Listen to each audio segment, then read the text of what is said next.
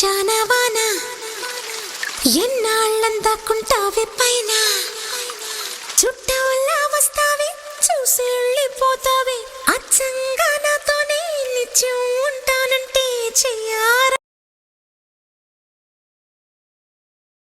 Friends, welcome back to my channel. ఈరోజు మా ఇంట్లో స్పెషల్స్ వచ్చేసి చికెన్ గ్రేవీ కర్రీ, మిర్చి వడ, రైస్. ఇన్న